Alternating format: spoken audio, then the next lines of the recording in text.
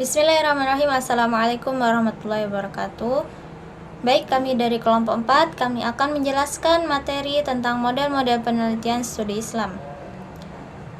Saya akan memperkenalkan rekan-rekan saya. Yang pertama ada Muhammad Zainur Rois dengan NIM 0402012450 dan juga ada saya sendiri Amiratul Zafira dengan NIM 040301240089 dan ada rekan saya Putri Nur Arotis Saida dengan NIM 040201240059.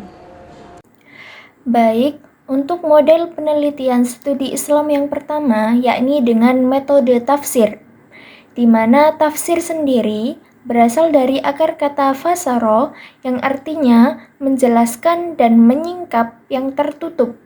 Sedangkan tafsir menurut istilah seperti yang diungkapkan oleh Az-Zarkashi, tafsir adalah ilmu untuk memahami kitabullah yang diturunkan kepada Nabi Muhammad SAW, menjelaskan makna-maknanya serta mengeluarkan hukum dan hikmahnya. Di sini metode tafsir bisa diartikan sebagai metode ataupun cara dalam memahami Islam dengan menjelaskan makna-maknanya atau mencari makna-makna di dalamnya. Yang selanjutnya, model penelitian dalam metode tafsir. Yang pertama yakni tafsir bi'ar-riwayah atau yang juga dikenal sebagai tafsir bil maksur. Merupakan metode penafsiran Al-Quran yang didasarkan pada riwayat sahih.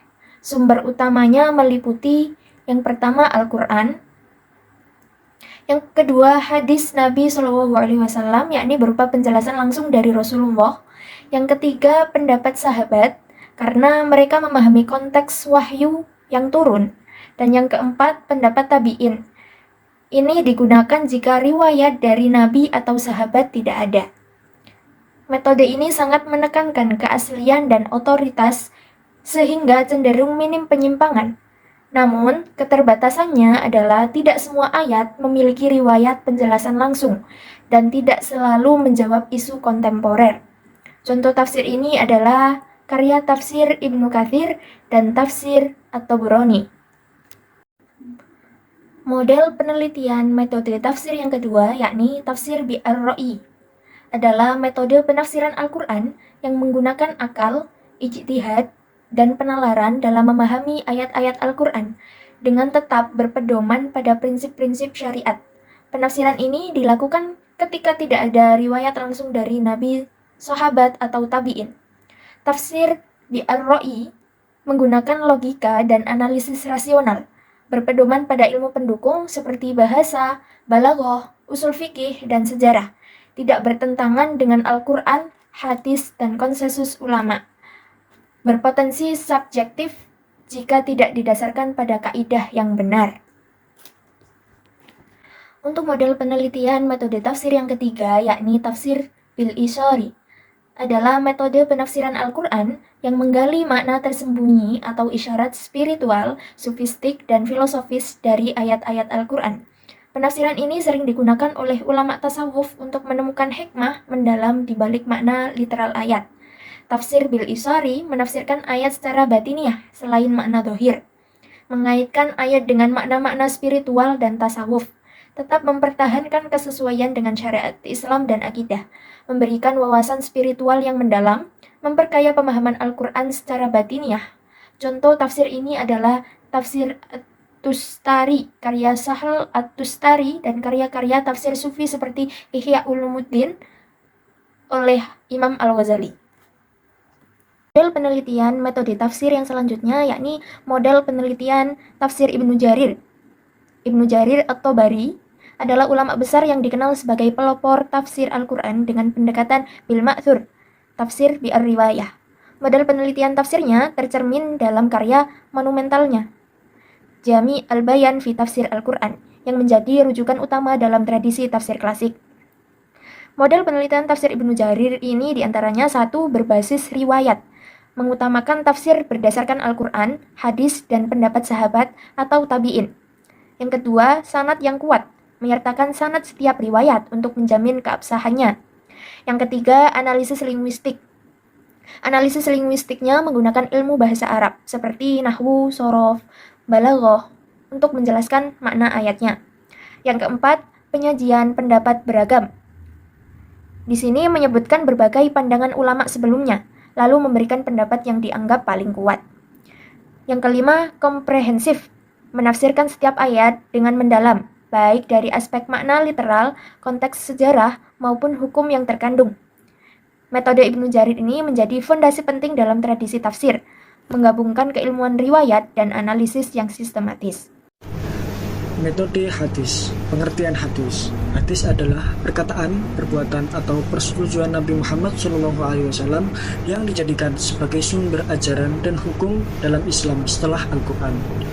Hadis berfungsi sebagai penjelas dan penguat bagi ajaran-ajaran yang terdapat dalam Al-Quran, serta memberikan panduan dalam berbagai aspek kehidupan umat Islam, seperti ibadah, akhlak, hukum, dan sosial. Model penelitian. Yang pertama, model penelitian Quraisy Shihab. Quraisy Shihab adalah seorang ulama dan ahli tafsir asal Indonesia yang dikenal dengan pendekatannya yang ilmiah, moderat, dan kontekstual dalam penelitian hadis. Model penelitian hadis yang dikembangkan oleh beliau menekankan pentingnya pemahaman hadis dalam konteks sejarah dan sosialnya, serta relevansi hadis dalam kehidupan modern. Model penelitian hadis Quraisy Shihab ada 5. Yang pertama, kontekstual, memahami hadis dalam konteks sejarah, sosial, dan budaya pada masa Rasulullah, serta kaitannya dengan isu-isu kontemporer. Yang kedua, kritis dan ilmiah, yaitu menggunakan metode kritis dalam menilai kesahihan hadis, seperti memeriksa sanad dan matan hadis. Yang ketiga, integrasi dalam Al-Quran, yaitu melaraskan hadis dengan ajaran Al-Quran, memastikan bahwa tidak ada pertentangan antara keduanya. Yang keempat, pemahaman aplikatif, menekankan pentingnya pengaplikasian hadis dalam kehidupan sehari-hari dengan cara yang relevan dan mudah dipahami oleh masyarakat. Yang terakhir, yang kelima, yaitu moderasi, yaitu mengedepankan pendekatan yang moderat dalam memahami hadis, menjauhkan dari permasalahan yang ekstrim atau literalistik. Dan metode penelitian hadis juga berfokus pada keseimbangan antara pengetahuan klasik dan kebutuhan masyarakat modern, serta menjadikan hadis sebagai pedoman hidup yang tetap relevan dan dalam konteks kontemporer. Kemudian kedua, model penelitian oleh Mustafa Al-Sibai, yakni beliau seorang ulama dan ahli hadis asal Syria yang dikenal dengan pendekatannya yang modern dan rasional dalam penelitian ilmu hadis. Ia banyak memberikan kontribusi dalam bidang kritik hadis dengan pendekatannya yang sistematis dan ilmiah, menggabungkan aspek tradisional dan metodologi modern dalam mempelajari hadis.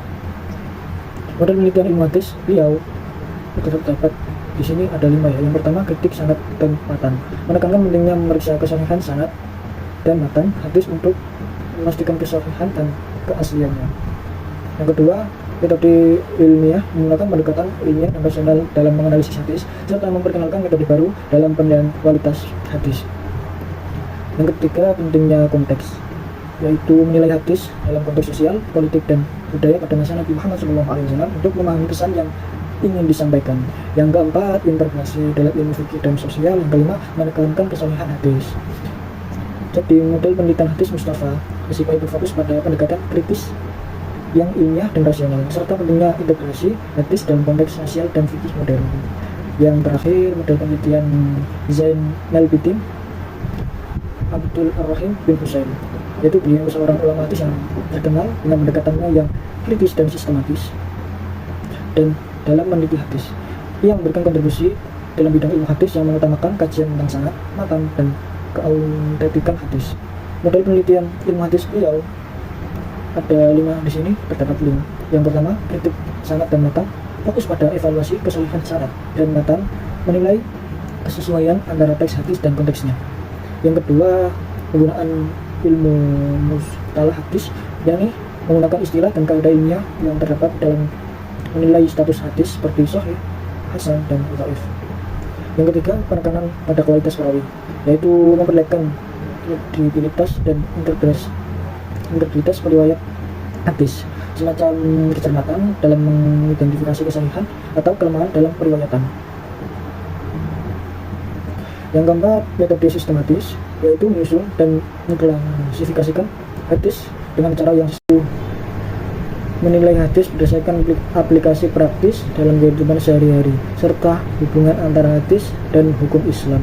Jadi, model penelitian hadis Zainal Bidin Abdul Ar-Rahim bin Husain berfokus pada kajian mendalam terhadap sanad dan matan hadis dengan pendekatan yang ilmiah dan berbasis pada standar ilmiah dalam ilmu hadis. Baik, saya akan menjelaskan metode penelitian selanjutnya, yaitu metode ilmu fikih. Sebelumnya saya akan menjelaskan apa itu fikih atau ilmu fikih. Fikih adalah ilmu yang membahas hukum-hukum Islam yang bersifat praktis berdasarkan dalil-dalil dari Al-Quran dan hadis. Karakteristik ilmu fikih dapat dibedakan menjadi dua, yaitu syariah dan hukum Islam. Perbedaan ini dilihat dari dasar yang digunakan. Yang pertama ada syariah, didasarkan pada nas Al-Quran dan sunnah secara langsung. Kemudian yang kedua yaitu hukum Islam, didasarkan pada dalil-dalil yang dibangun oleh para ulama melalui ijtihad dengan tetap berpegang pada semangat yang terdapat dalam syariah. Lanjut kepada model penelitian. Model penelitian ilmu fikih berfokus pada penerapan prinsip-prinsip hukum Islam untuk memahami dan menyelesaikan berbagai masalah hukum yang dihadapi umat Islam. Penelitian ini menggunakan berbagai pendekatan, baik yang bersifat tradisional maupun kontemporer, dengan tujuan memberikan solusi hukum yang relevan dan aplikatif. Ciri-ciri model penelitian ilmu fikih. Yang pertama ada namanya pendekatan tekstual, menggunakan teks-teks Al-Quran, hadis, dan ijma sebagai sumber utama hukum dengan fokus pada penafsiran yang sahih. Yang kedua, pendekatan istinbat, menyusun hukum dari sumber-sumber syariat dengan menggunakan metode qiyas, ijma, dan istihsan. Yang ketiga, pendekatan kontekstual, menganalisis masalah hukum dengan mempertimbangkan konteks sosial, budaya, dan kebutuhan zaman. Yang keempat, fikih tematik, penelitian yang berfokus pada tema-tema tertentu seperti fikih keluarga, fikih ekonomi, fikih waris, atau fikih kriminal. Kemudian yang kelima ada fikih kontemporer, yang dimana fikih kontemporer ini menerapkan prinsip-prinsip fikih untuk menjawab isu-isu modern seperti ekonomi Islam, perbankan syariah, atau hak-hak asasi manusia. Tujuan penelitian ilmu fikih yaitu menyusun hukum yang relevan dengan keadaan sosial dan kebutuhan umat, menyelesaikan masalah-masalah hukum yang belum diatur secara eksplisit dalam teks agama dengan menggunakan ijtihad, dan juga membangun pemahaman fikih yang lebih fleksibel dan aplikatif sesuai perkembangan zaman. Model penelitian ilmu fikih ini bertujuan untuk menjaga agar hukum Islam tetap dinamis, relevan, dan dapat diterapkan dalam berbagai aspek kehidupan masyarakat. Sekian penjelasan dari kami. Bila ada salah kata atau kurang, mohon dimaafkan. Terima kasih. Wassalamualaikum warahmatullahi wabarakatuh.